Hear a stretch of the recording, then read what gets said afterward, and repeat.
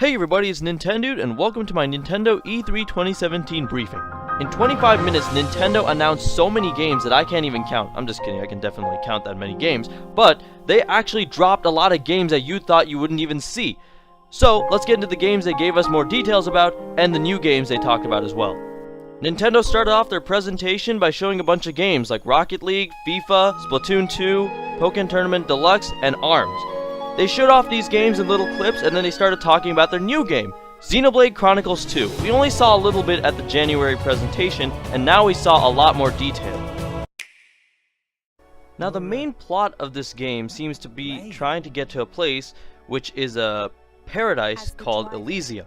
The main character seen here is named Rex, and the girl he's talking to is named Pyra.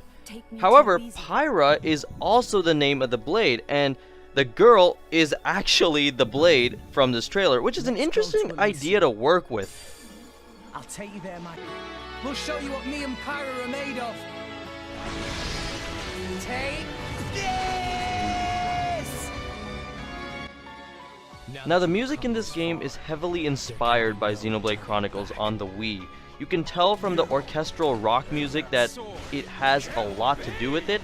And also they use some of the tracks from the original game back in this game and remix it to make it sound like its own original soundtrack, and it does actually. So take a listen to the soundtrack and you can actually hear a little piece from the original soundtrack from the original Xenoblade Chronicles appear here. Anyways, enjoy the rest of this trailer, and we're going to move on to the next game after this. This blade he calls Pyra.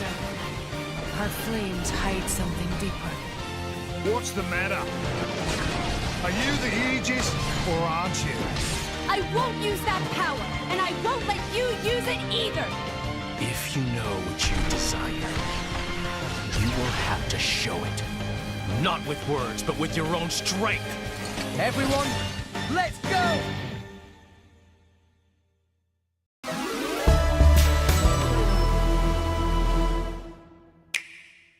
Sometimes you need a hero. A sword swinging, fire wielding, stone cold hero with an insatiable appetite?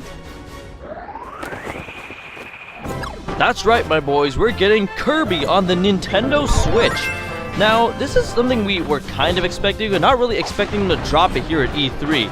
So, it's really interesting to see how they've brought HD Kirby into the Nintendo Switch, and the cool thing is in this game is you can become like friends with the enemies and use their powers to have more powerful attacks against bigger enemies. As you can see here, you can have like this longer fire range attack, or you can have this bigger bomb attack, and you can blow more enemies up, and you can even turn into a curling stone so you can just go down slopes. That's actually kind of a cool and creative idea, I thought it was.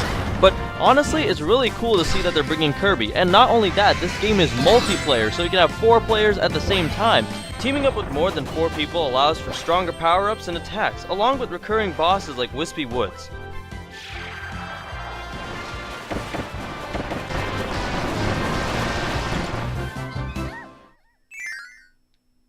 And it comes out in 2018. Mr. Ishihara had some important news for us, but before we get to that, let's talk about Pokken Tournament Deluxe. This game is basically a direct port from the Wii U, but it has some new characters, so that's a plus. But the most important thing he said was that Pokemon is creating a core RPG for the Nintendo Switch. He said also that it might not come out for more than a year, but this is what we wanted to hear during the Pokemon Direct, but we got it during E3, so everyone's happy. But then...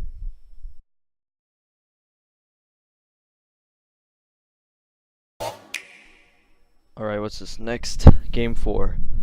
Let's see.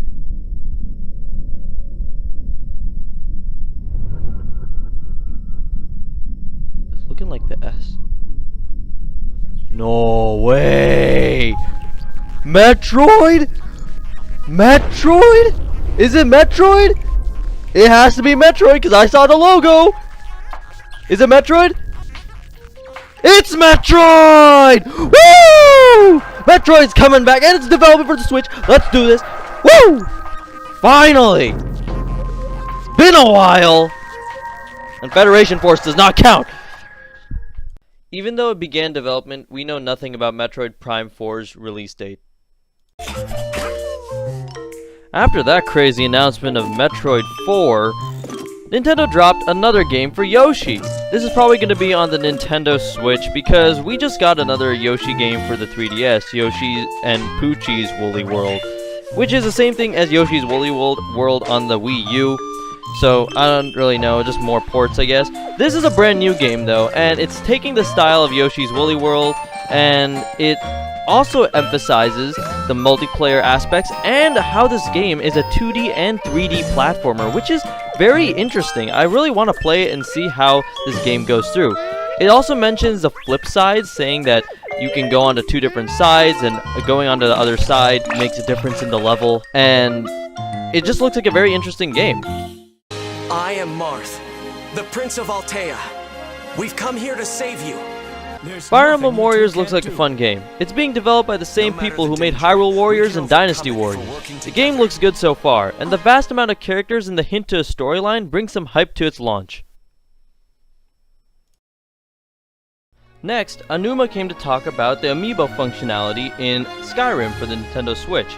You can scan in your Link amiibo and you can get the Champion's Tunic, the Master Sword, and the Hylian Shield to use in the game. Oh, when did this Master Sword get in my hand? Next up, we'll take a look at the DLC packs for The Legend of Zelda Breath of the Wild. Let us take you on a new Hyrule adventure.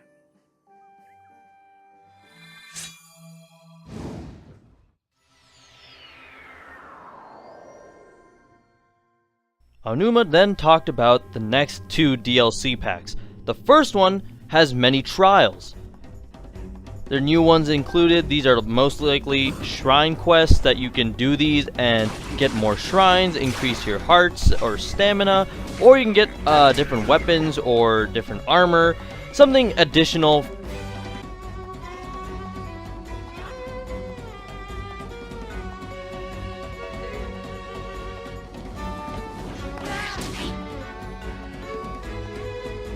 The Hero's Path mode allows you to see where you have been before.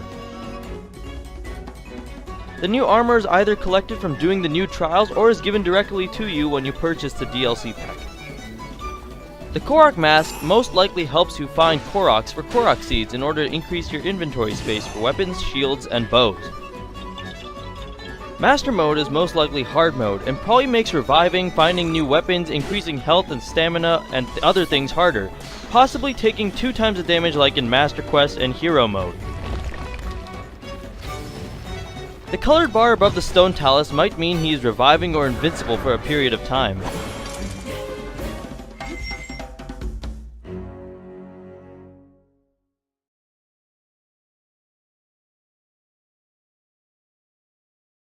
Oh.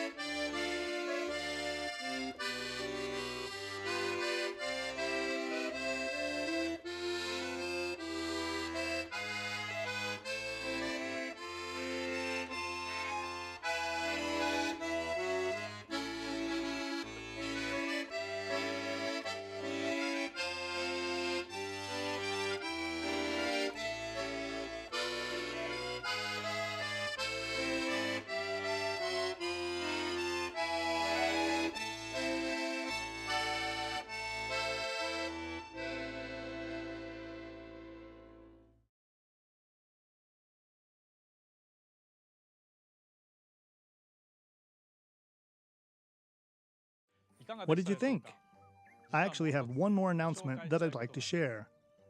The 4 champions that appeared in The Legend of Zelda Breath of the Wild will be available as amiibo. The Zora champion, Mipha. The Goron champion, Daruk. The Rito champion, Rivali. And the Gerudo champion, Urbosa. You'll be able to use these 4 amiibo in The Legend of Zelda Breath of the Wild. Of course, you'll be able to use these in the DLC packs that you just saw, so please look forward to them. The Mario Rabbids crossover game has a lot of potential. It has a powerful RPG battle system that requires skill and technique. The open world-like area makes it look entertaining and brings something new to the Switch that Nintendo fans haven't seen Mario do.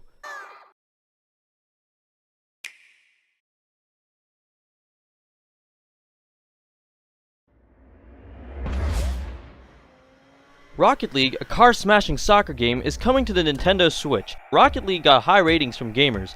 Making the game come to the Nintendo Switch allows for more multiplayer action and gives more freedom to play wherever and whenever you want. It also comes with special Nintendo customization such as Mario and Luigi hats.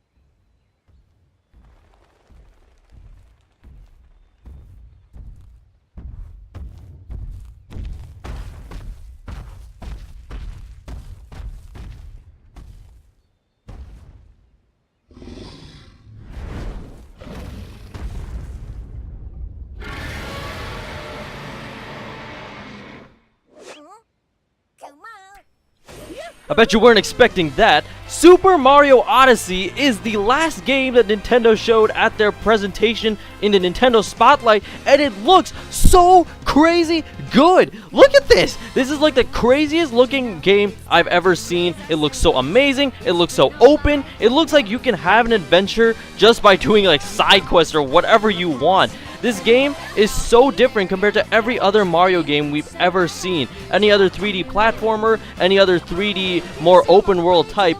It's so different. And I really like how they are expanding and going beyond their borders to experiment with these types of things. And guess what you can do? You can take over enemies just like this. A frog's not an enemy, but you can take over things like this. You can take over a frog, you can take over a Goomba, you can take over a frying pan tossing hammer bro, a bullet bill. You could do so many things in this game that you thought you would never be able to do. I'm screaming so loud because this is such a hype game and I cannot wait for it. You can turn into electric balls, go down wires, turn into cheeps. You can do so many things in this game, and the even crazier part is that the hats play a bigger role. You can switch out your hats most likely, and each hat probably has a different power-up or a different type of ability that helps you progress through the game or do certain side quests, and it's a very interesting concept that they have for this game. You can turn into a taxi, which is a really weird thing. When I first saw this trailer, I did not expect that at all. But the weird thing is that Mario is a person, but he's turning into a person in New Donk City, which I don't really understand, and I don't really also get why people and dinosaurs are existing at the same time. But that's okay. Maybe you can travel between different worlds, and that's why the world is the O in Super Mario Odyssey, and it comes out October 27th, 2017. That was your Nintendo Spotlight. What a presentation. Nintendo outdid themselves in 25 minutes, and I cannot even believe they did so much. Nintendo's E3 2017 Spotlight was amazing. It was short, yet it had so much information packed in it. It had world premieres like Metroid Prime 4, new DLC info for Zelda, third-party partnerships such as Skyrim, Rocket League, and Rabbids, and of course, Super Mario Odyssey. The presentation really brought the hype this year, and Nintendo truly delivered to its fans. Nintendo had two 3DS games they did not show here, which were Metroid Samus Returns, which means two Metroid games are coming this year, and Mario & Luigi Superstar Saga. This isn't a virtual console port, but a complete remake, which includes a side game called Bowser's Minions, which lets you play as Bowser's Minions alongside the time when Mario & Luigi Superstar Saga is taking place. I hope you enjoyed Nintendo's presentation and my video on it, and if you like hearing me talk for the past 15 minutes, check out my channel. I do various Let's Plays and live streams on Nintendo games, including the Switch. Right now I'm doing a Let's Play of Mario & Luigi Superstar Saga, and they just announced a remake for the 3DS. Fantastic, isn't it? Anyways, I'll see you guys next time.